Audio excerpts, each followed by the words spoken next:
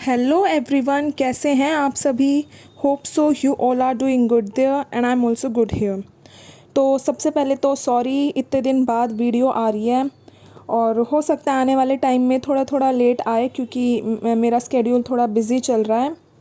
ठीक है, तो सबसे पहले वीडियो के अंदर आगे बढ़ने से पहले मैं आपको ये बात बताना चाहती हूँ कि अगर जिसको भी मुझसे सेशन लेना है वो इंस्टाग्राम पे मुझे मैसेज कर सकता है। और जो भी मेरे फर्स्ट 10 क्लाइंट्स होंगे उनको मैं डेफ़िनेटली लाइफ टाइम के लिए 50% ऑफ देने वाली हूँ, हम अपने हर एक ऑफ़र पे। ठीक है, तो जल्दी करिए, बुक योर स्लॉट्स नाउ। तो आज हम वीडियो के अंदर बात करेंगे पावर ऑफ परसिस्टेंट। कैसे परसिस्ट करना चाहिए, परसिस्ट करने से क्या होता है, इन सब के मतलब, इन सब के बारे में हम जानेंगे। देखो, सबसे पहली बात तो जो इनिशियल स्टेज पे होता है ना, जो भी बंदा मैनिफेस्टेशन की इनिशियल जर्नी के अंदर होता है, उसको सबसे पहली बात तो यकीन ही नहीं होता कि भाई परसिस्ट करने से कुछ होगा भी। But when you persist, slowly and gradually चीज़ें चेंज होने लग जाती हैं। ठीक है, आप शुरुआत में आपको वो बिल्कुल फेक लगेगा, आपको ऐसा लगेगा फीलिंग लेस, आपको लगेंगे अपनी एफर्मेशन की बस मैं कोई ज़बरदस्ती मुझसे बुलवा रहा है और मैं बोले जा रहा हूँ बोले जा रहा हूँ बोले जा रहा हूँ। ठीक है, बट कोई बात नहीं, उसमें आपको घबराने की ज़रूरत नहीं है। स्टार्टिंग में सबके साथ ऐसा होता है, मेरे साथ भी ऐसा होता है। ठीक है, जब आप अपनी परसिस्टेंस को बिल्कुल परसिस्ट रखते हो, जब आप अपनी एफर्मेशंस को बिल्कुल लगातार परसिस्ट होकर करते रहते हो, नेगेटिविटी आ रही है, करने का मन नहीं है, स्टिल यू आर डूइंग, तो क्या होता है, धीरे धीरे धीरे धीरे आपका सबकॉन्शियस माइंड कहीं ना कहीं उस चीज़ को मानने के लिए तैयार हो जाता है। ठीक है, और वो कैसे मानने के लिए तैयार हो जाता है, सबसे पहली बात तो जो आपकी एफर्मेशंस होंगी ना, आप उसी में खुश रहने लगोगे। ठीक है, जो भी आपकी डिज़ायर है उससे रिलेटेड आपको साइन दिखने लग जाएंगे, कुछ भी XYZ, कुछ भी आपकी डिज़ायर से रिलेटेड। अगर आप SP मैनिफेस्ट कर रहे हो तो हो सकता है आपको आपके SP का नाम कहीं सुनाई दे, या फिर उससे रिलेटेड कोई चीज़ें आपको दिखाई देने लग जाएं। ठीक है, तो परसिस्ट करने से ये सब कुछ होता है। नेगेटिविटी आपकी धीरे धीरे कम होने लग जाती है। तो अगर आप ये सोच रहे हो कि मैं 2 दिन परसिस्ट करूँगा, तीसरे दिन मुझे रिजल्ट दिखने लगेगा, ऐसा कुछ नहीं है।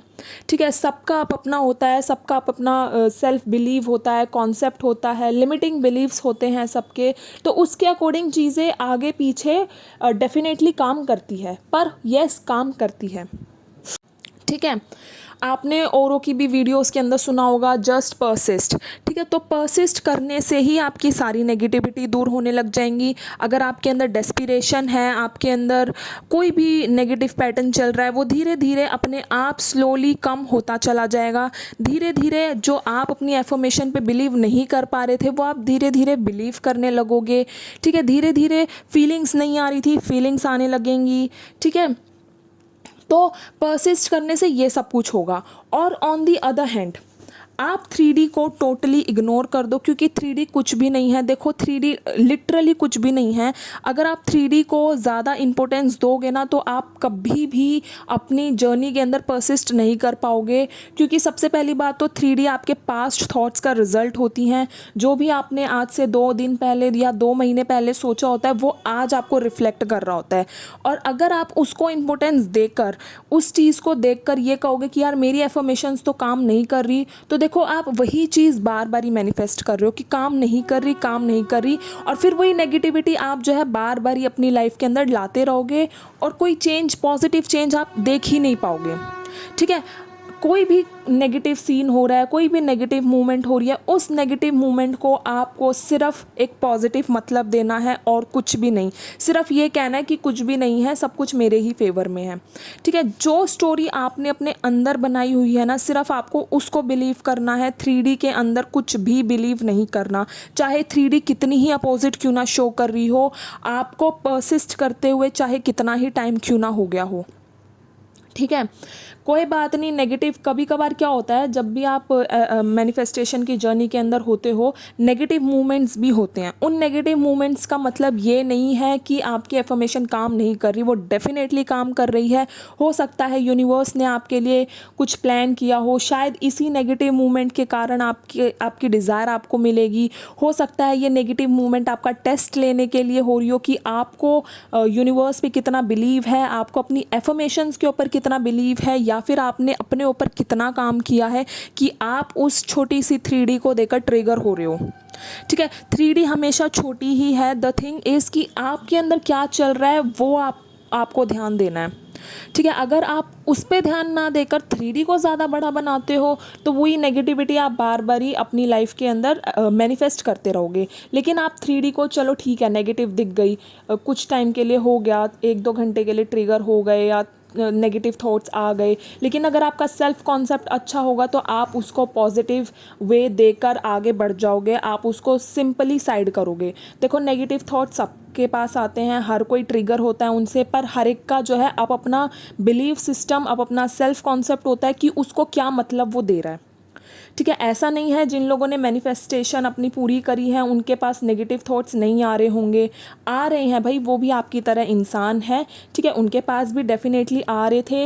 हो सकता है उनकी सिचुएशन आपसे ज़्यादा बड़ी हो। ठीक है, आप अगर अपनी 3D को इग्नोर कर पा रहे हो सकता है सामने वाला बंदा बिल्कुल भी ना इग्नोर कर पा रहा हो, उसको 3D में रह के ही सारी चीज़ मैनिफेस्ट करनी पड़ रही हो।